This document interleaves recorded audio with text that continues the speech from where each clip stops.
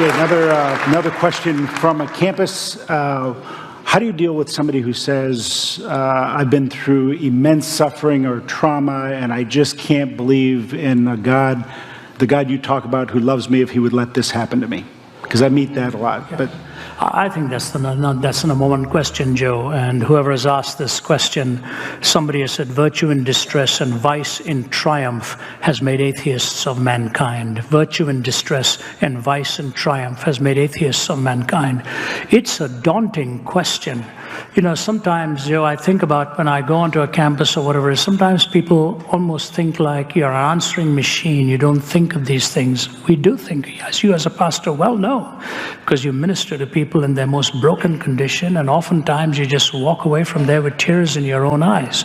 Now, I want you to know I'm not just talking out of a vacuum of philosophical understanding. I'm talking out of a life that has lived through a lot of pain. I was in my 20s when I lost my mother, and if it were not for my mother, I wouldn't have made it. I would not have made it. She's the only one who had the hope that somehow I could be rescued in life. And to lose her that early was hard. I lost my dad 5 years after that. And in the 1980s, I injured my back very badly. And I've had 2 major heart surgeries. As I stand before you, I have 2 titanium rods in my back that goes from L3 to S1, and I'm bolted down with 8 screws and 4 clamps. And for years and years and years, I would wake up and I would never know how the morning was going to be. I remember the days I'd sit in my car with the steering wheel in front of me. I'd park, put my head on the steering, and just cry in agony. The pain was just so bad. Any one of you who's had serious back issues, you know how psychologically and emotionally debilitating it can be. So I'm talking to you not out of the theoretical side. But let me move now to the theoretical side and then get to the applicational side. C.S. Lewis used to say this: no question has really been fully comprehended until it has been fully posed and its assumptions understood. No question has been comprehended until its assumptions have been understood after it has been fully posed. So, if a person, for example, says, I don't believe in God because there is too much evil in this world. I've had that said to me in a university setting in Nottingham. I've used that illustration so many times. A guy stood up and said, too much of evil in this world, there's no God. And I said, you don't believe that? He said, I do. We carried on this way for a back and forth. Some of you have probably seen it in my books or in my Q&A CDs or whatever it is. And I said to him, when you say there's such a thing as evil, aren't you assuming there's such a thing as good? He said, yes. I said, when you assume there's such a thing as good, aren't you assuming there's such a thing as a moral law by which to differentiate between good and evil? You must have a point of reference by which to differentiate between good and evil. He sort of hooed and hawed about that a bit, and I gave him the illustration of Bertrand Russell debating the Jesuit philosopher Frederick Copleston. When Copleston said to him, Mr. Russell, how do you differentiate between good and bad? Russell said, the same way I differentiate between blue and green. Copleston said, wait a minute, you differentiate between blue and green by seeing, don't you? He said, yes. How do you differentiate between good and bad? And here's this brilliant mathematician philosopher. Do you know what his answer was? On the basis of my feeling. What else? Well, Copleston was kind. Had I been there, I'd been very tempted to say, Mr. Russell, in some cultures they love their neighbors, in other cultures they eat them. Do you have a personal feeling about which is better of these two? See, when you say there's evil, there's good. When you say there's good, there's a moral law, and he granted that. I said, but if you assume there's a moral law, you must posit a moral lawgiver, but that's whom you're trying to disprove and not prove. If there's no moral lawgiver, there's no moral law. If there's no moral law, there's no good. If there's no good, there's no evil. What is your question? He stood there, looked at me and said, what then am I asking you? I knew what he was asking me. But I was just trying to remind him, logically, this is a chaotic question as much for the questioner as it is for the one being questioned. There is no absolute morality without God. So if the question is meaningful, God has to remain within the paradigm. If there is no God, it's a meaningless, emotive question. It is not logically consistent. So logically, you have to evaluate the question, and God has to remain in the paradigm. Number two, if that is the case, then we have to realize that what has ultimately brought evil and suffering in this world is our departure from God. Sin is a violation of purpose. We have departed from Him, and the solidarity of our humanity has that ripple effect where it comes upon all of us: pain, suffering, anguish. And when we come back to Him, we come back to Him by faith and by His grace in order to sustain us and give us that day-to-day strength. So if you are suffering as a person, as a questioner, I just say to you, first remember what Chesterton said: when belief in God becomes difficult, the tendency is to turn away from Him. But in heaven's name, to what? When belief in God becomes difficult, the tendency is to turn away from Him. In heaven's name, to what? What paradigm are we going to turn to answer this question? Are we going to say it doesn't matter or it's not real? So I give you two illustrations, what I want to sustain you with here. Annie Johnston Flint was one of the greatest hymn writers. If you read her biography, it's called The Making of the Beautiful, written by Roland Bingham. She was born as Annie Johnston. Shortly after that was orphaned and raised by the Flint family, and so she's known to the world as Annie Johnston Flint. She suffered a lot in her life. She got rheumatoid arthritis till she was twisted up in bed for many, many decades. She had cancer inside of her. She was incontinent and lived on diapers, and blindness started to overtake her. She was a beautiful hymn writer, and one of the most beautiful hymns she wrote, Roland Bingham said before she died, from head to toe, there were so many boils and marks on her body from lying in bed that she needed 8 pillows just to cushion her body.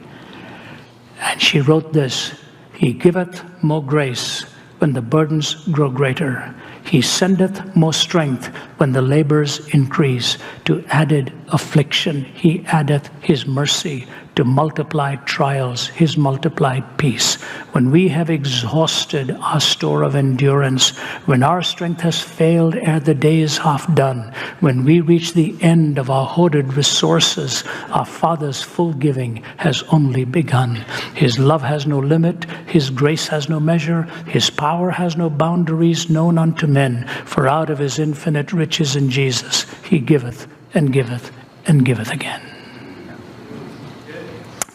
The grace of God that sustains you will be the testimony that will carry you ultimately to the end of the day. And you know what? This is not a cakewalk. I would never have dreamed that I would have to live with the kind of ailment that I'm living with right now. But when I injured it, I little realized how it was going to change my life. So I want to give you this little positive illustration. And then may I recommend you get our book called Why Suffering? I've co-authored it with my colleague from Oxford, Vince Vitale. He is a brilliant writer. Vince has some insights into this that are so good.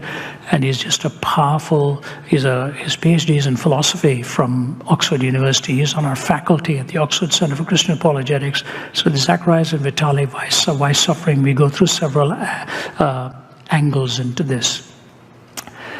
About 3 summers ago, I live in Atlanta, Georgia, and one of my friends from Singapore, his name is Du Eng Seng. He was the CEO of Gillette for Asia Pacific.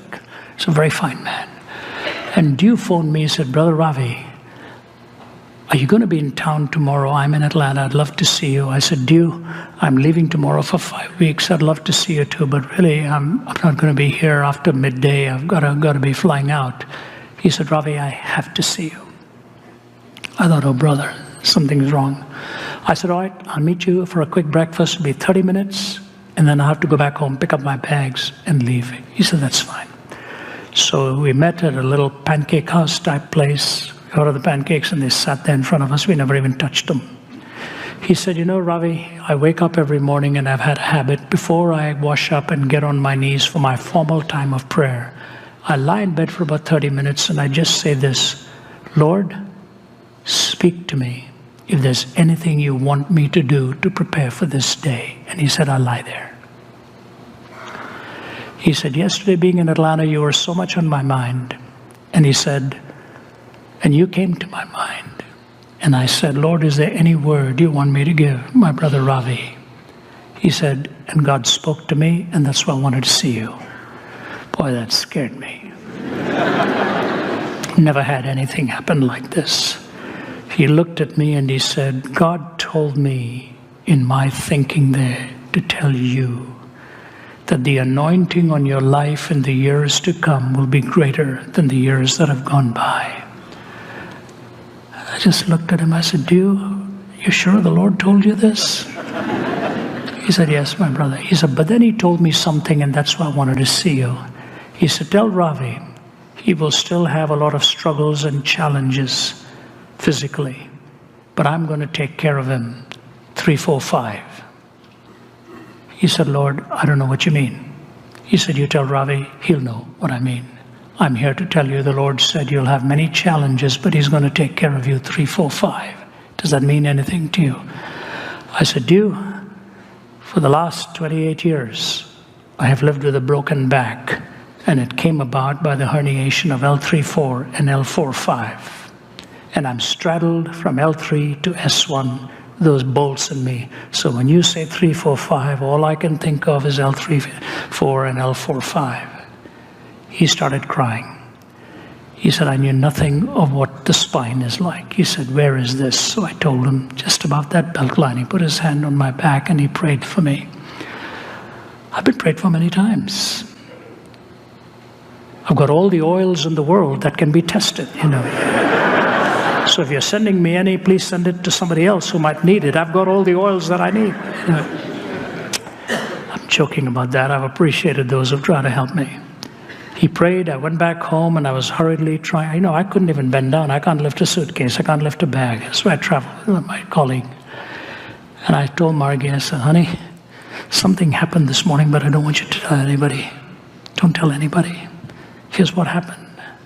She said, oh, wow. So we left. My colleague, Crin, who was here till today, took ill, and he's flown back to Atlanta.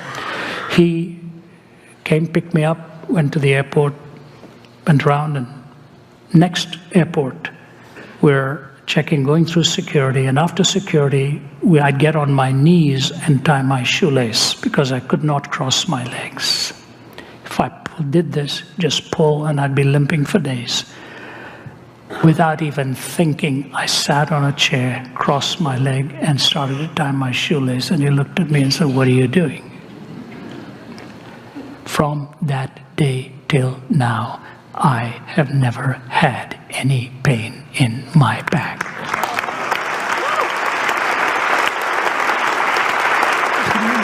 Just a minute. Am I nervous that it might return? Or you have little faith? Do I have tightness? I have to be careful? But Thomas travels with me, and I'll tell you, I do naughty things. I'll pick up my suitcase, pick up my bags, put them up there. I'll do all kinds of things. I just say, Lord, if you're really healed, man, I need to at least be able to put my briefcase up on the top out there. I don't know what it means, but I just want to tell you, God works on a timetable. He didn't come for Lazarus when they wanted him to come for Lazarus. He said, this is done that the work of God might be displayed about the blind man whom he healed. If you're struggling with a personal physical malady, God works with a timetable, and don't be shocked if one day he meets you in that need and you are well again. It may be that the ultimate translation will come into his very presence. I can't guarantee how it'll work. I can only tell you, as a Christian apologist who lives with so much thought, my heart has been strangely warmed by the miracle of his healing 28 years after my injury with that back. He works on a timetable. His grace is sufficient To raise the question without him makes the question moot. So to make the question consistent and find his grace sufficient and work with this timetable, you can become a shining light even in your pain to a world that's desperately looking for examples in that. One man told me, and I close with this, he said to me, when you're looking to be mentored and discipled, look to somebody who has suffered much and whose faith in God has remained unshaken. Those are the mentors I look for. So that's my answer to this person. Maybe we can take one more. I don't know how this goes. All right.